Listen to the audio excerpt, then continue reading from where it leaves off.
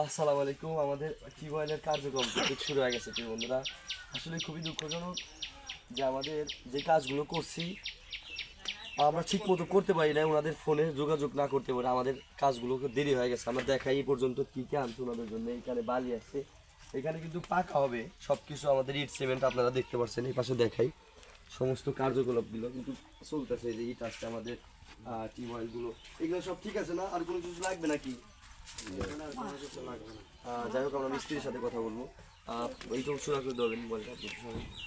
মিস্ত্রি সাহেব আর কতক্ষণ লাগবে আমাদের এই একটা গাড়তে? ঘন্টা 2 লাগবে, ঘন্টা 2.5 ঘন্টা 3 ঘন্টা ধরে। কি বন্ধুরা, আমরা অতি শীঘ্রই আর একটা বাড়িতে যাব। এইখানে আমরা যাকে দিলাম ওনাকে একটু দেখাই, আপনি একটু আসেন।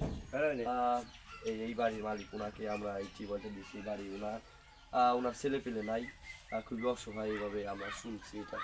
যাই হোক, আমাদের কার্যকলাপগুলো অতি শীঘ্রই ভালোভাবে হইতেছে, আপনারা দোয়া করবেন। আল্লাহ যেন সামনে আরও ভালো ভালো কাজ করার তৌফিক দান করে। আমি দেখাই জিনিসগুলো।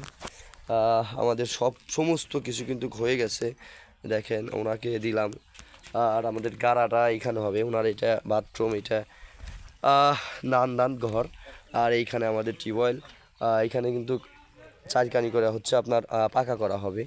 যাই হোক, ইনশাল্লাহ আগামীতেই আমাদের আরও কার্যকলাপ চালু হবে। আপনারা দোয়া করবেন যাতে আমরা অতি শীঘ্রই কাজগুলো আরও বাসামারাকে অন্যরকম বানিয়ে ফেলতে পারি।